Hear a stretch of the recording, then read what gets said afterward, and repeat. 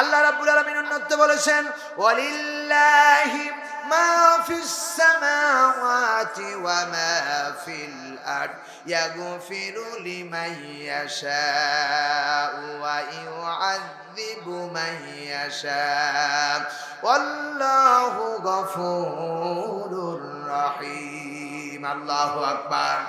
আল্লাহ রাব্বুল আলামিন সূরা ইমরানের ভিতরে 119 নম্বর আয়াতে 29 নম্বর আয়াতের ভিতরে আল্লাহ পাক বলতেছেন আকাশ আর জমিনের স্রষ্টা যাকে ইচ্ছা তাকে ক্ষমা করে দেয় আর যাকে ইচ্ছা শাস্তি দিতে পারে, এই ক্ষমতার মালিক কার? আল্লাহ তাআলা বলেন আমি আল্লাহ ইচ্ছে করলে কাউরে মাফ করে দিতে পারি, আমি আল্লাহ কাউরে শাস্তি দিতে পারি। আমি হলাম এমন আল্লাহ, আল্লাহু গফুরুর রহিম। আমি আল্লাহ ক্ষমাশীল, দয়ালু, সবচেয়ে দয়াবান কে? আরো জোরে বলেন কে? একটু আগে শুনেছেন দাহিয়াতুল কলবি 99টা 100টা খুন করার পরেও আল্লাহ রাব্বুল আলামিন তারে মাফ করে দিয়েছেন। আল্লাহ হোসেন গফুরুর রহিম। আল্লাহর মতো দয়াবান আকাশের নিচে আর জমিনের উপরে কেউ হতে পারে না। সুবহানাল্লাহ বলেন। প্রিয় ভাই সাহেব, যদি আল্লাহর দয়া না থাকতো, আল্লাহর যদি ক্ষমা না থাকতো, যারা নাফরমানি আমরা করতেছি, আকাশের সূর্য তার আলো দিত না, আর রাস্তাঘাট আমাদের জন্য সুগ্রাম হতো না, রাস্তাঘাটে চলতে পারতাম না, রাস্তায় আল্লাহ বেড়া দিয়ে দিত, রাস্তায় কাঁটা দিয়ে দিত, এই রাস্তা তোর জন্য বন্ধ।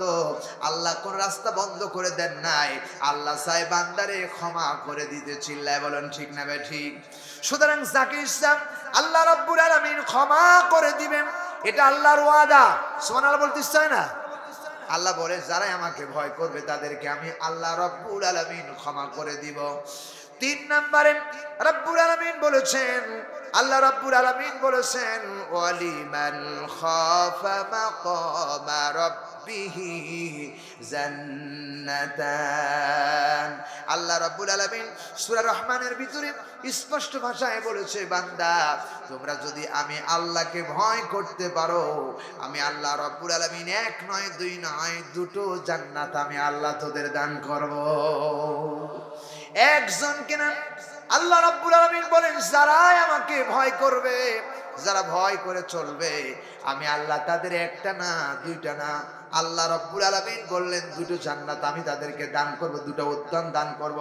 সেই 2টা উদ্যানের ব্যাপারে কুরআনুল কারীমের মধ্যে আল্লাহ রাব্বুল আলামিন বলেছেন ওয়া জান্নাতিন আরদুহাস সামাওয়াতু ওয়াল আরদ উইদ্দাত লিল মুত্তাকিন। আল্লাহ রাব্বুল আলামিন বলেন নবী হে আপনি গোটা পৃথিবীর মানুষকে কথা শোনায় দেন আর বলে দেন আমি আল্লাহ রাব্বুল আলামিন বলতেছি এমন জান্নাত দান করব, 2টা উদ্যান 2টো জান্নাত। একটা জান্নাত হবে বিশাল আকাশ আর জমিনের সমান। এত বড় জান্নাত আল্লাহ তাআলা ভয় করলে আল্লাহকে দান করবে। সুবহানাল্লাহ বলতে চায় না?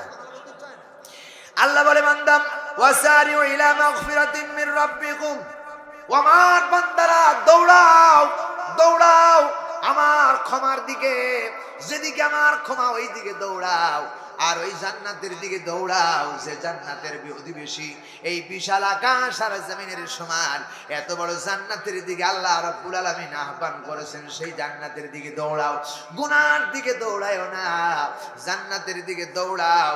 যদি তুমি মুত্তাকি হতে পারো, আল্লাহকে ভয় করতে পারো, এই বিশাল জান্নাত আমি আল্লাহ তোমাদের দান করব। প্রিয় ভাই সাহেব, এমন জান্নাত, সেই জান্নাতের ভিতরে আল্লাহ রাব্বুল আলামিন বলেছেন লা ইয়াসমাউনা ফিহা লাগওয়া ওয়ালা কিযাবা। আল্লাহু আকবার।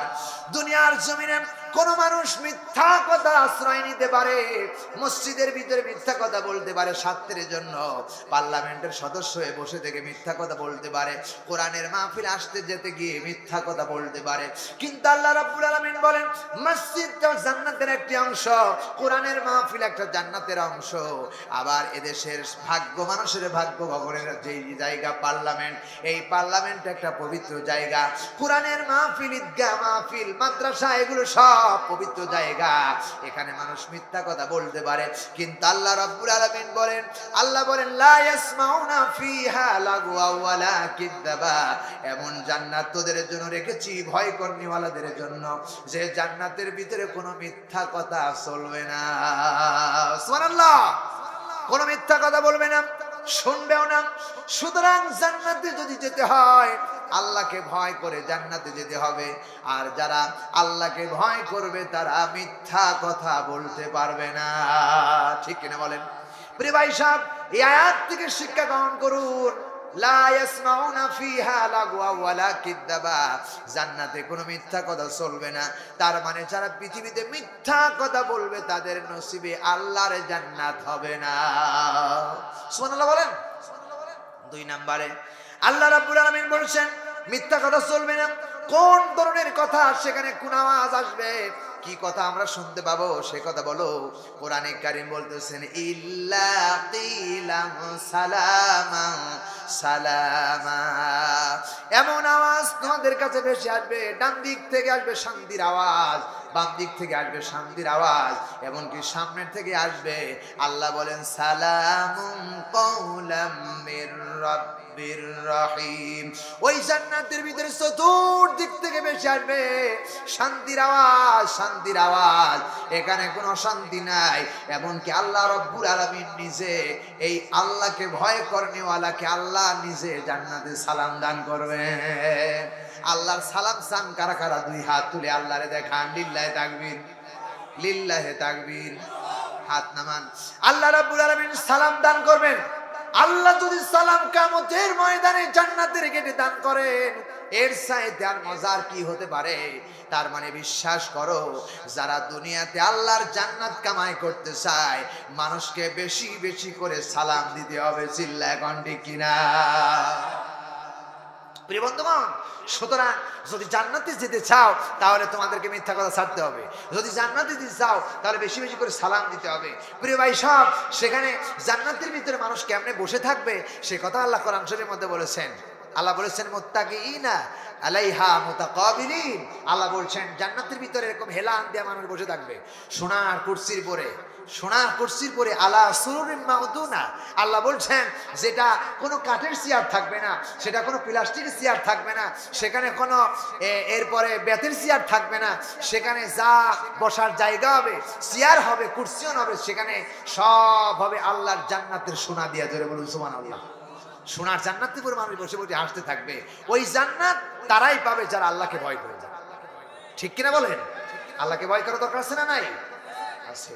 প্রিয় ভাই সব, তাহলে আল্লাহ রাব্বুল আলামিন বলেন যদি কোনো বান্দা আল্লাহকে ভয় করেন তাহলে 2 নম্বরে তার জীবনের সব গুনাহ খাতা আল্লাহ রাব্বুল আলামিন maaf করে দিবেন।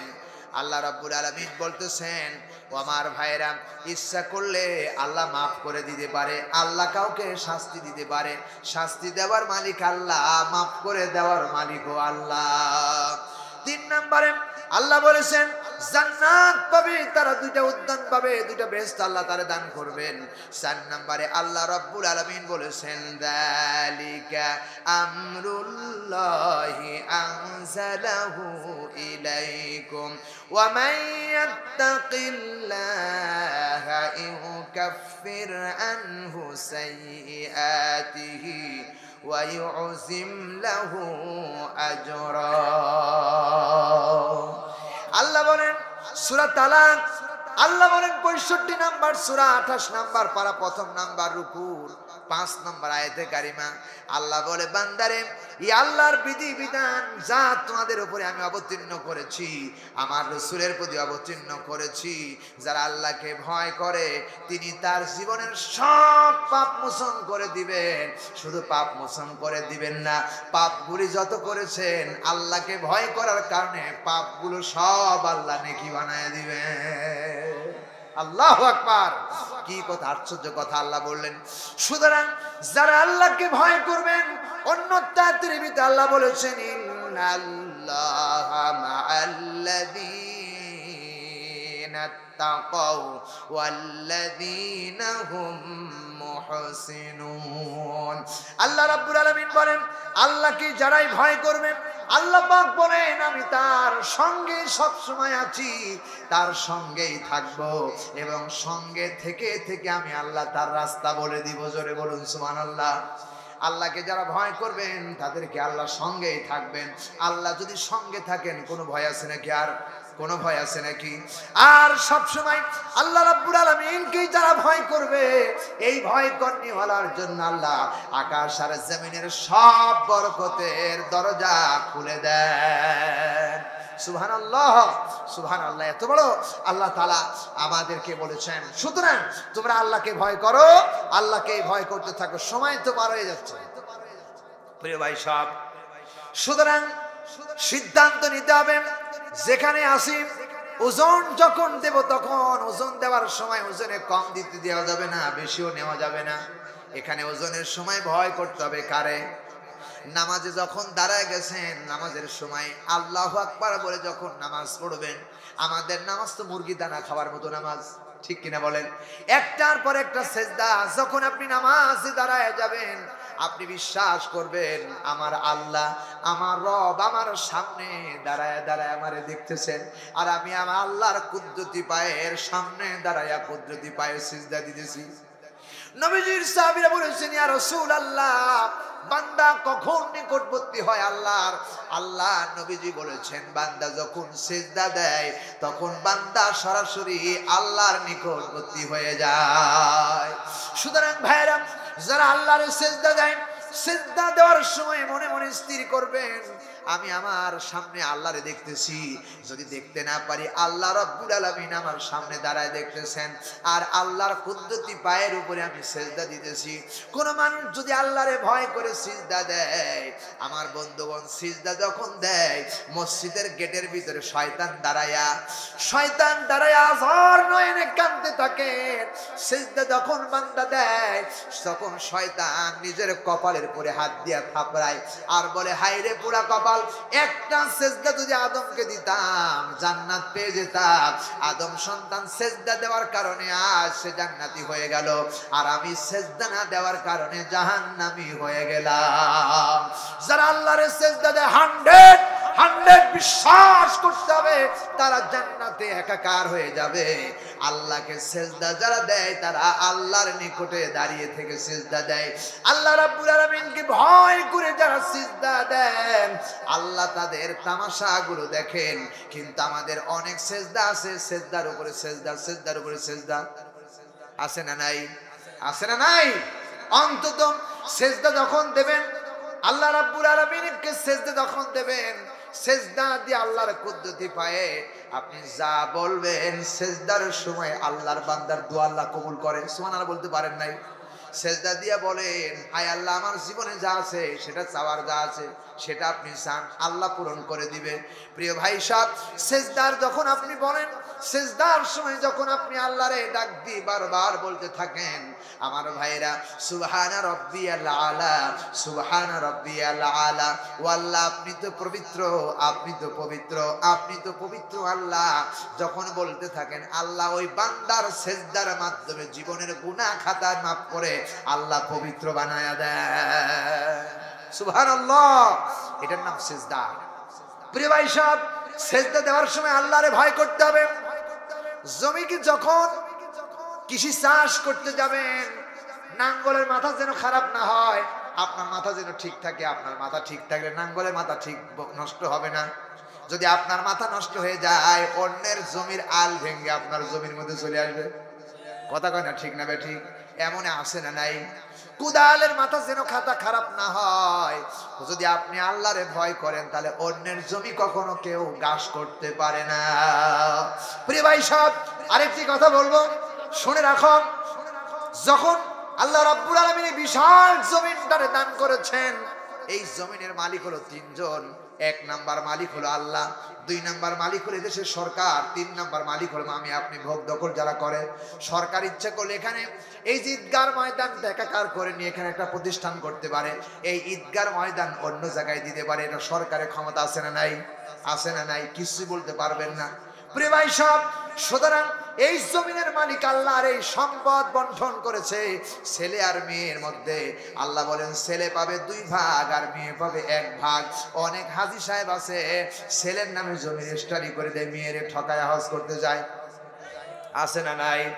হাজী সাহেবের মেয়েটি কাঁদতেছে, আব্বা আপনি তো মক্কায় চলে যাচ্ছেন, ভাইরে 2 বিঘা জমি রেজিস্ট্রি করে দিলেন আর আমারে তো কিছুই দিলেন না। মাথার মধ্যে হাত বুলায় আর বলে, মারে কাঁদিস না, আমি তোর কাবা ঘরের গিলাফ ধরে তোর জন্য আল্লাহর কাছে দোয়া করব। ওরে ছাই পোড়া কপাল, তুই কাবা ঘরের গিলাফই পাবি না। কথা কয় না ঠিক না বেটি? কত দূর তোকে পৌঁছতেই আল্লাহ দিবে না, কারণ তোর মতো নাফরমান কি আল্লাহ ওই হজ করাবে না? হজ হলেও কবুল হবে না, কারণ সন্তান যা পাবে তার অর্ধেক মেয়েকে অবশ্যই দিতে হবে। শুনে রাখো, শুনে রাখো নীলফামারীবাসী, বলে গেলাম বাবা মা বেঁচে থাকতে কোন সন্তানের নামে জমি রেজিস্ট্রি করে দেওয়া বৈধতা নাই। কথা কয় না ঠিক না বেটি? আল্লাহ রাব্বুল আলামিন কুরআনুল কারীমের ভিতরে স্পষ্ট ভাষায় বলেছেন, কোন মানুষ ইন্তিকাল করার পরে, মা বাবা মরে যাওয়ার পরে যে সম্পদ আছে সেই সম্পদ থেকে বন্টন করে নিতে হবে, তাও 1 মাসের ভিতরে বন্টন করতে হবে। মা বাপ মরে যায়, ভাইরা 50 বছর খায়, বোনেরে দেয় না, আছে না নাই?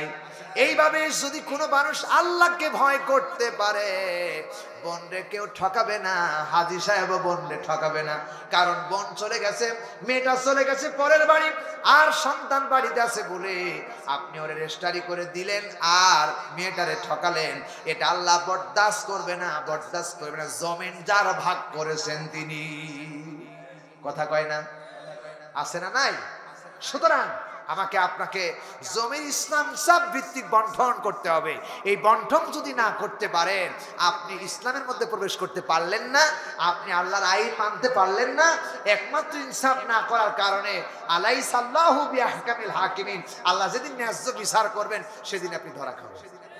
ঠিক কি না? সুম্মা লা তুসালুনা ইয়াওমাইযিন আনিন নাঈম।